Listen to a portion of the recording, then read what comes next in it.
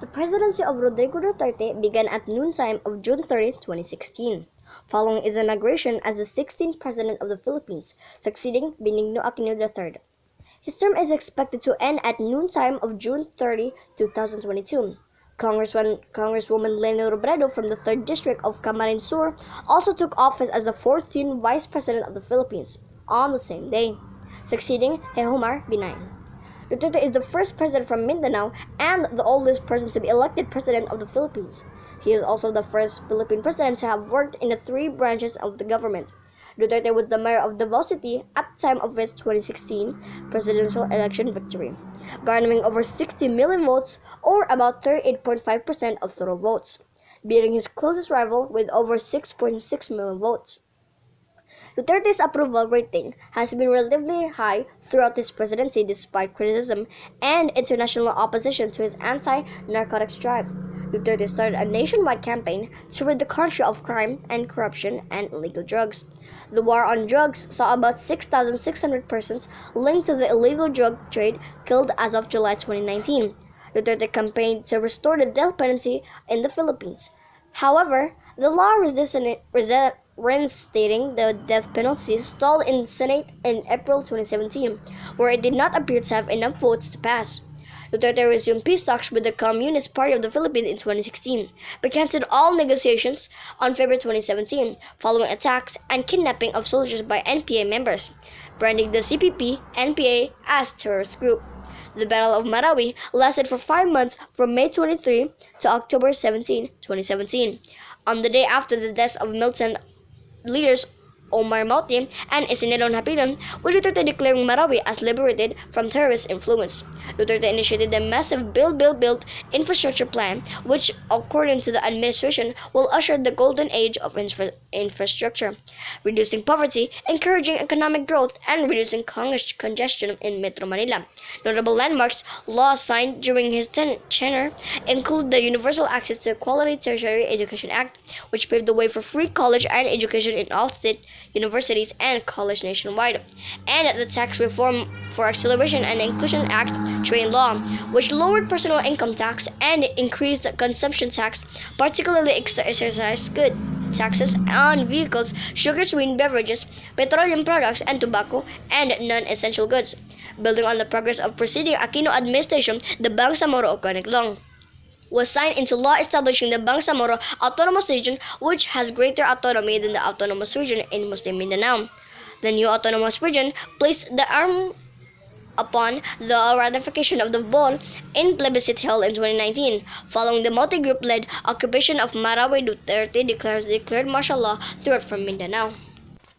The Vice President of the Philippines has accepted President Rodrigo Duterte's offer for her to play a lead role in his deadly crackdown against drugs, even though she has been critical of the campaign and has been warned it could be political ploy to destroy her.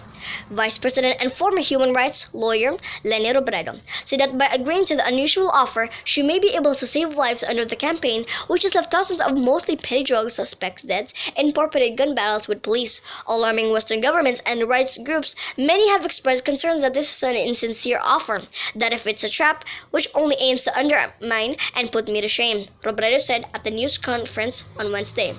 While it can be said that this offer is just politicking and that the agencies will really follow me and will do everything so I won't succeed, I'm ready to endure all of these.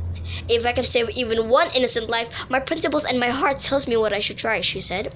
Communications Secretary Martin Andar welcomed Robredo's decision.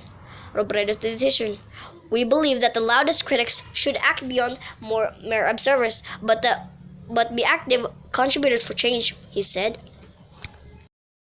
While it can be said that this offer is just politicking and that the agencies won't really follow me and would do everything so I won't succeed, I'm ready to endure all of these. If I can save one innocent life, my principles and my heart tell me that I should try, she said. Communications Secretary Martin Andero welcomed Robredo's decision. We believe that the loudest critics that should act beyond more observers, but be active contributors for change, he said. On December 10, Philippine President Rodrigo Duterte announced that he will lift martial law in Mindanao by the end of the year, signaling an end to the controversial order that placed the entire southern island under military control. Duterte declared martial law in Mindanao in May 2017, after hundreds of fighters from the Maute and Abu Sayyaf armed groups laid siege to the southern city of Marawi, while Duterte declared the city free of terrorists just a few months later. He asked Congress to allow him to extend the military rule to address an unspecified rebellion in Mindanao. Congress, which is dominated by Duterte's allies, approved the extension of military rule 3 times. The first extension lasted until the end of 2017, while the second lasted until the end of 2018. The third extension prolonged the military rule to the end of this year. Opposition politicians and private petitioners challenged the extensions in Philippine courts, arguing that there is no rebellion that would legitimize the imposition of military rule. But the Supreme Court, which is also dominated by Duterte supporters, sided with the president. In January this year, opposition politician Edgil Lagman claimed that a military report submitted to Duterte stated that not a single person in Mindanao had been captured, arrested, or charged with rebellion during the second extension of martial law, arguing that the lack of arrest is indisputable proof that there is no active rebellion on the island. He once again called for an end to martial law. Duterte's spokesperson Salvador Panelo responded to Lagman with the perplexing claim that the military rule shouldn't continue exactly because there had been no arrests. If no arrests had been made on the rebels, then with more reason martial law in Mindanao should continue because the rebellion continues, he said in a statement. Now, after another year under martial law, Duterte still does not have a substantial number of rebels behind bars, and as the imposition of military rule over the island of Mindanao appears to be finally coming to an end, many are asking the same questions. Did Duterte's martial law succeed in quashing the rebellion? Was there ever a rebellion? And if there was not, what did this 2.5-year-long masquerade actually achieve? Duterte, who has quipped that he might not live out a 6-year term that ends in 2022, told members of the Filipino community in Russia at the end weekend that he has rare autoimmune neuromuscular disease that is causing one of his eyelids to droop. News of the 74-year-old leader's latest condition comes on top of back problems, migraines, a throat illness, and another disease that affects circulation. He has localized ocular myasthenia. He had been worked up on this and it has not progressed. It remained localized, said a close Duterte aide, Senator Christopher Bongo. Has Rodrigo Duterte delivered on his promises? The president has had the condition for a long time, Gold told Reuters news agencies, although Duterte's spokesman Salvador Panelo told a news conference he only became aware of Duterte's disorder after he mentioned it on Saturday. Nothing serious, Go said, adding the president was conscious of his health. Duterte's ailments were to be expected because of his age. They have not stopped his work and would not be a political issue, said Earl Pareno of the Institute of Political and Electoral Reforms.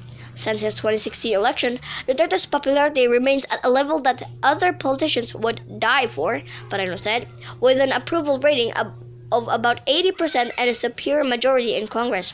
There is a little prospect of an opposition challenge to his authority on health or any other grounds.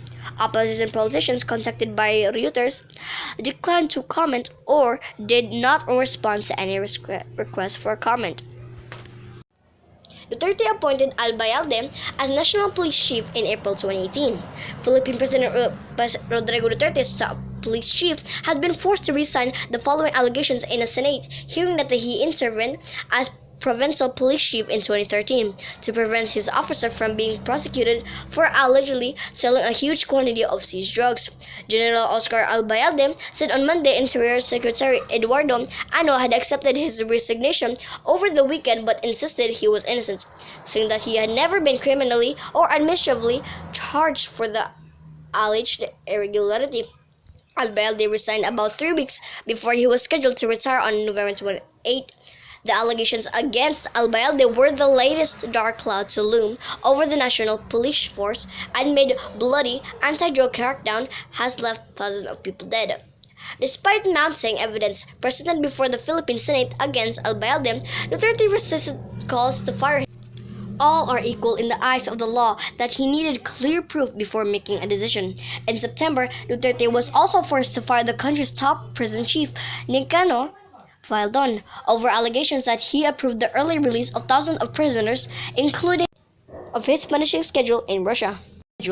Known for a busy schedule and long speeches, often up to 3 days, several disappearances from public view had fueled rumors about Duterte's declining health, but the government has repeatedly dismissed any suggestion for problem. Panelo said he did not think that the president's latest illnesses was serious, adding that it. Thank you for watching. President Rodrigo Duterte and Vice President Leni Robredo. How he was able to survive this Russian trip, Panelo said in an interview with ANC News Channel. There is no cure for myasthenia gravis, which causes muscle weakness, but treatment can help real-life symptoms. Dr. Joseph Pacheco Reyes, a fellow at the Philippine Neurological Association, said if a person had ocular myasthenia for more than 2 years, the chances were that the weakness and fatigue would not spread to other muscle groups. Duterte was the oldest to be elected president in the Philippines since World War II. Late last year, he said that he had tested negative for cancer, and he blamed his long exposure to the sun when the public took notice for discoloration on his face. The Constitution provides for the public to be told of the state of health of a president if serious. If a sitting president dies, is permanently disabled or removed through impeachment, the vice president serves the remainder of a 6-year single term. Vice President Leni Robredo, a leader of opposition, was elected separately in 2016. Thank you for watching. Again, President Rodrigo Duterte and Vice President Leni Robredo.